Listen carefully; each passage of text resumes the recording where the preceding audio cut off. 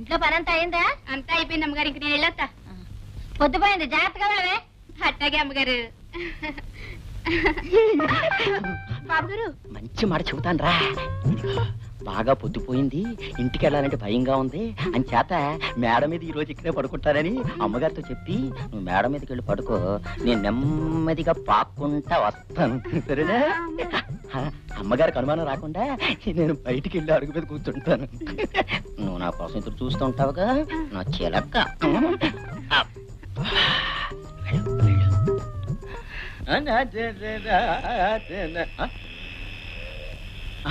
నిద్రపోయాడు. సరేలేవే, నీకంత భయం అయితే ఇక్కడే పడుకో. ఓ పని చెయ్యి, ఇక్కడ గాలి లేక చస్తున్నాను, ఒక్కబోసేస్తుంది. నేను వెళ్ళి డాబామే పడుకుంటాను, నువ్వు వెళ్ళి నా గదిలో సాప వేసుకుని పడుకో. అమ్మగారు మరి ఇదిగో ఇంకేం మాట్లాడుకో, నేను చెప్పినట్టు చెయ్యి, వెళ్ళు. 15 నిమిషాల్లో మేడ మీదకి మెల్లగా జారుకోవచ్చు. ఏటో మల్లయ్య తీరుబడిగా కూర్చున్నావు ఏమిటి? సరే గాని ఏమిటి వేళకాని వేళ ఇలా ఊడిపడ్డా? వేళ నీతో కబుర్లు చెప్పడమేనయ్యా నా పని. నిద్ర వస్తుంది, వెళ్ళి పడుకుంటానే. చిన్నపిల్లలాగా నీ నిద్ర నేను పొగడతాగా. ఇదిగో నిన్న రాత్రి ఓ తమాషా జరిగింది. ఏముంటది? నీకు పీడకలు వచ్చి ఉంటది, నన్ను పీడించడానికి వచ్చావు, నా ఆనందం అంతా గంగపాలు చేసావు. అక్కడే పొరపాటు పడ్డావు. ఎన్నడూ రాంది నిన్న నాకు మంచి కల వచ్చిందా? నేను డాబా మీద వెళ్ళి పడుకుంటాను, నువ్వు తలుపు గడేసి పడుకో. అట్టగే అమ్మగారు. మర్చిపోకు. అప్పుడు నేను శ్రీకృష్ణులాగా నా చుట్టూ గోపికలందరూ చేరి నృత్యం చేస్తున్నట్టుగా దండం పెడతాను, నిడిచిపెట్టు. రే నీకు దండం పెడతాను, ఇప్పుడు ఆపమనకరా, కళ సగంలో ఉంది, పూర్తవడానికి ఎంత టైం అవుతుంది? తెల్లారుతుందా? అయితే ఒక్క నిమిషం టైం నాయన. ఇదిగో తొందరగా రా, లేకపోతే నాకు నిద్ర రా. నీతో కొంత పని ఉంది. మెలికొచ్చిందా? మేడ మీద పని పిల్ల నా కోసం ఎదురు చూస్తూ ఉంది. ఎందుకంటే ఎందుకైతే నీకెందుకు రా, నాకు ఇప్పుడు రావడానికి వీల్లేదని చెప్పేసి కొంప తీసి నన్ను పట్టుకుంటే అండి మొఖానికి అది కూడా ఎలా నేను చెప్పినట్టు వెళ్ళు వెళ్ళు. కానీ తెల్లవారులు కానీ నీ ఇష్టం కాదు కానీ. లక్ష్మి లక్ష్మి లక్ష్మి తీయన్ని ఊహలు హాయిని గొలిపే వసంతగానమే హాయి, వసంతగానమే హాయ్ హాయ్ హాయ్, వసంతగానమే హాయ్ హాయ్ హాయ్ హాయ్. సరే గాని ఏమిటో పొద్దుటే మా ఆయన హుషారుగా ఉన్నావు, ఏమిటి విశేషం? ఏమి తెలియనట్టు అడుగుతారే, రాత్రి అంతా అల్లరి చేసి. అల్లరా? ఏమిటి నువ్వు అనేది? అర్ధరాత్రి డాబా మీదకి వచ్చి మీరు నన్ను నిద్ర లేపి చేశారుగా చిలిపి పనులు. రాత్రి డాబా మీద నిన్నెవరు పడుకోమన్నారే? రాత్రి ఒక్కబోసినట్లుంటే పని పిల్లని నా గదిలో పడుకోమని నేను వెళ్ళి డాబా మీద పడుకున్నా. రాత్రి మీరు వచ్చి జాతర ఊరుకో, నేను రావడం ఏమిటి, జాతర చేయడం ఏమిటి? రాత్రి తెలవాలి ఆ కారణంతో కాపురం చేస్తాను, నా కొంప మురిగిపోయింది. దేవుడా దేవుడా. ఏమైందండి, ఎందుకు ఎడుతున్నారు? ఏమీ తెలియనట్టు అడుగుతున్నాను. కొట్టద్దండి అయ్యారు, నన్ను కొట్టద్దండి అయ్యారు, మీరే కదండి నన్ను రావాలి కదా.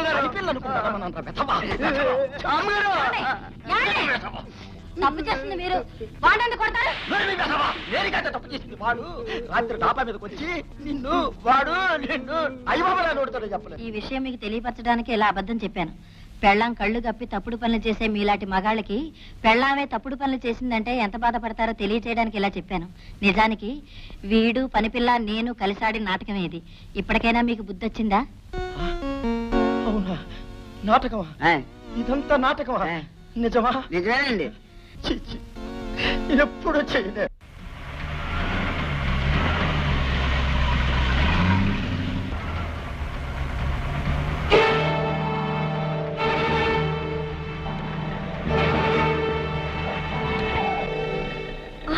ఏమిటిది? ప్రాణాల మీద ఆశ ఉంటే చెప్పినట్టు పోనీ పోనీ పోనీ.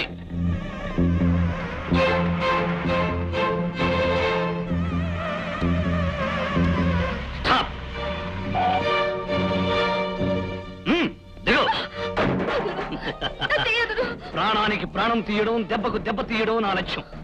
నా చెల్లెల్ని అన్యాయంగా నాశనం చేశాడు ఈయన్న. వాడి చెల్లెలైన నీకు కూడా అధిగత పెట్టిస్తాను.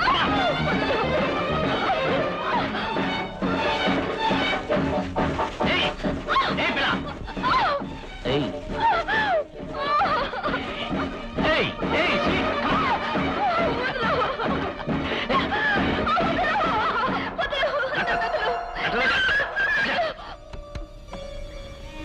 నేను నీ అన్నలాంటి పశువులు మాత్రం కాదు. పోనీ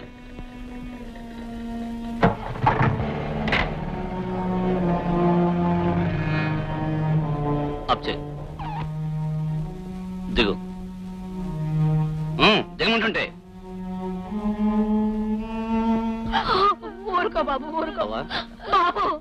నా మనవడికి జ్వరం తగ్గలేదు బాబు. పొద్దున్న నుంచి ఒకటే ఏడుపు. కంగారు పడుకోవా. డాక్టర్ గారిని తీసుకొచ్చాను.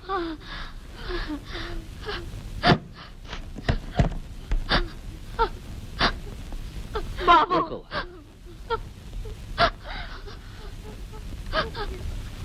మరేం పర్వాలేదు. ఇదేం ప్రమాదకరమైన జ్వరం కాదు, సంధి జ్వరం. ఒక ఇంజెక్షన్ ఇస్తానో తగ్గిపోతుంది.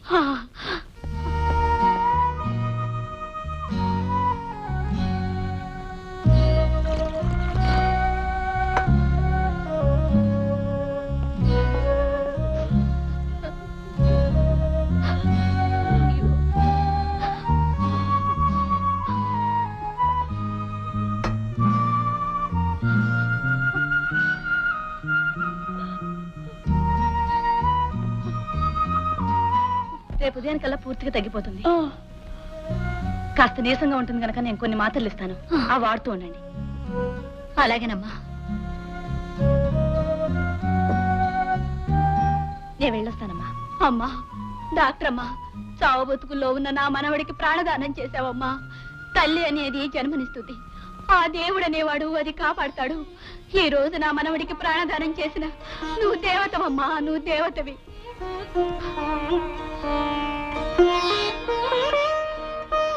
డాక్టర్ రోజా, విన్నారుగా ఎంతమంది మనసారా నిన్ను దేవతని పొగుడుతున్నారు. నీ తండ్రిని దుర్మార్గుడు అని నిందించే మనుషులే నిన్ను దైవం అని అభినందిస్తున్నారు. అందుకే ఆ తండ్రి కూతురుగా కాక, డబ్బుకి వైద్యాన్ని నమ్ముకుని డాక్టరుగా కాక, పేదలకి పాటుపడే ఒక మనసున్న డాక్టర్గా బ్రతకడం నేర్చుకోండి.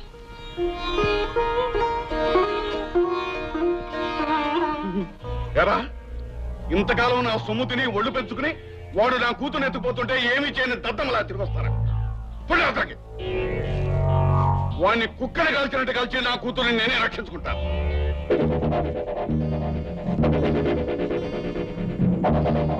వచ్చేసావమ్మా? వాడిని నటకాయించి నీ జీపెక్కి నిన్ను తీసుకువెళ్ళాడని కానీ ఏం చేస్తాడోనని కంగారు పడిపోతున్నానమ్మా. కంగారు పడవలసినంత ప్రమాదకరమైన మనిషి కాదు నాన్న అతను. రోజా, అవును నాన్న, అతను అలాంటి వాడైతే నేను ఇంటికి తిరిగి వచ్చేదాన్నే కాను.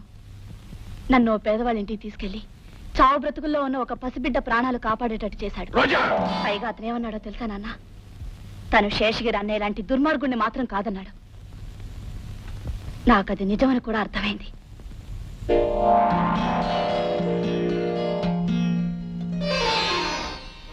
డాక్టర్ రోజా, అనుక్షణం కష్టపడుతూ కడుపు నిండా తిండి లేక అనారోగ్యంతో బాధపడే పేద ప్రజానీకానికి సేవ చేయడానికి వచ్చిన దేవత వీరు. ఆ తండ్రికి కూతురుగా కాక, డబ్బుకి వైద్యాన్ని నమ్ముకునే డాక్టరుగా కాక, పేదలకి పాటుపడే ఒక మనస్సున్న డాక్టర్గా బ్రతకడం నేర్చుకోండి.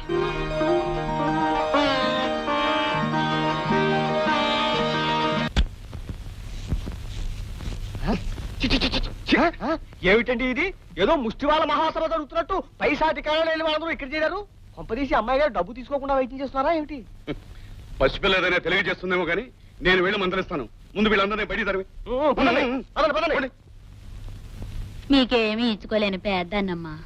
నేను వైద్యం చేసేది మీ ఆరోగ్యం కోసం, కానీ మీరు నాకేదో ఇచ్చుకోవాలని కాదు. వెళ్ళొస్తానమ్మా. మంచిది. నోరు ముయ్యవే ముసల్దా. ఉచితంగా వైద్యం చేయించుకుని నోటితో 2 ముక్కలు చెప్పి వెళ్ళిపోదాం అనుకున్నావా? పోతలకి ఏమిటి నాన్న ఈ దారుణం? అది కాదమ్మా, నువ్వు చిన్నపిల్లవే, నీకేమీ తెలియదు. ఇలా డబ్బు లేని వాళ్ళకి వైద్యం చేస్తూ పోతే మనకు రాబడే ఉంటుంది. రాబడి ఆలోచించడానికి, లాభం ఏమిటని చూసుకోవడానికి ఇదేం వ్యాపారం కాదు, వైద్యం. రోజా, ఖచ్చితంగా చెప్తున్నాను, ఈ ఆసుపత్రిలో ముష్టి వాళ్ళందరికీ వైద్యం చేయడానికి వీల్లేదు. డబ్బున్న వాళ్ళకి, డబ్బిచ్చే వాళ్ళకి మాత్రమే వైద్యం చేయాలి. అదే నా నిర్ణయం. ఆలోచించు.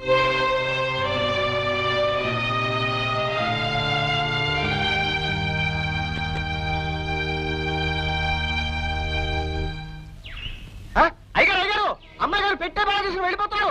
చూడండి. రోజా, ఎక్కడికి వెళ్తున్నావు? పట్టణానికి. ఎందుకు? అక్కడ ధర్మాసుపత్రిలో పనిచేయడానికి. సొంత ఆసుపత్రి వదిలేసి ధర్మాసుపత్రిలో పనిచేయాల్సిన కర్మ నీకేం పట్టింది? సొంత ఆసుపత్రిలో నాకు స్వతంత్రం లేదు గనక. నువ్వు వెళ్ళిపోతే ఇక్కడ మన ఆసుపత్రి ఎవరు నడిపిస్తారు? ఆ ఆసుపత్రి నడిపించడానికి కావాల్సింది డాక్టర్లు కాదు, కసాయి వాళ్ళు.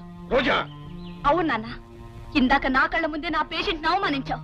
అందుకే మానవత్వం లేని ఆసుపత్రిలో పనిచేస్తే నేనిచ్చే మందులు కూడా పనిచేయవని తెలుసుకున్నాను. అయితే ఇదంతా భరత్ గాడి పన్నాగం అన్నమాట. అన్యాయాన్ని సాధించిన మనిషికి నీతిని బోధించే హక్కు ఉంటుంది నాన్న. నాన్ననే విషయం నీ గుర్తుంటే నా పరువును సవాల్ చేస్తూ నువ్వు ఇలా గడప దాటడానికి ప్రయత్నించేదానివి కాదు. మీకు మీ కూతురు కంటే మీ పరువే ఎక్కువ కాబట్టి మీ పరువు మీ దగ్గరే ఉంచి కేవలం డాక్టర్ రోజాగానే ఈ గడప దాటుతున్నాను. రోజా, నువ్వు నన్ను ఎదిరించి సాధించడానికి అన్ని విధాలా సిద్ధమైతే నా ఆస్తికి అనుబంధానికి కూడా దూరం అవుతాం. అది ఆలోచించుకో. ఆస్తి లేకపోతే నేను బ్రతకలేననేగా మీరు నన్ను హెచ్చరిస్తున్నారు. ధర్మాసుపత్రిలో ఉచితంగా పనిచేసిన డాక్టర్లకి జీతాలు ఇస్తారు. నా జీవితం గడవడానికి అది చాలు.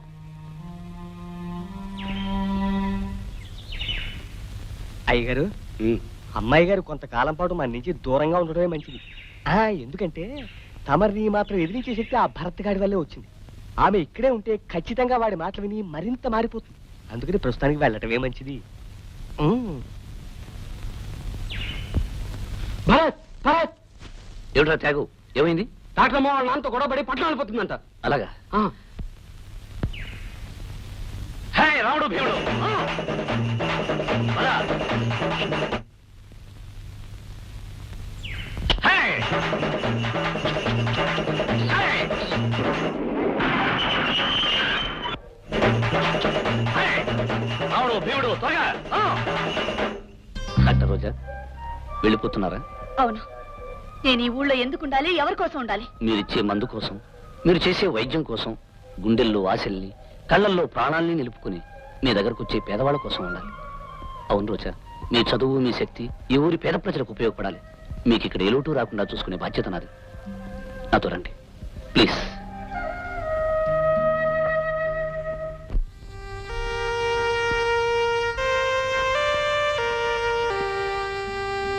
వస్తాను.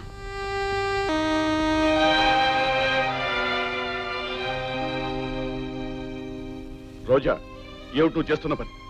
డాక్టర్ గా నేను చేయాల్సిన పని. సరే, ఇంటికి వెళదాం పద. ఆ ఇంట్లో నేను అడుగు పెట్టను. పోనీ హాస్పిటల్కి వచ్చి వైద్యం చేయి.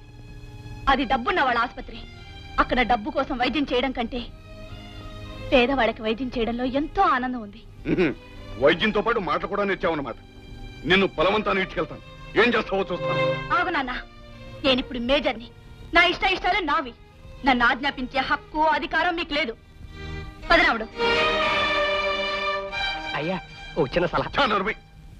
మీ ముగ్గురు గోకి గోకి నా చేతులు పుళ్ళైపోయాయి కానీ మీరిచ్చిన సలహా ఒక్కటైనా నెరవేరిందా? మళ్ళీ ఈసారి గోకారో మీ ముగ్గురికి గుళ్ళకి ఇచ్చేస్తాను. జాగ్రత్త.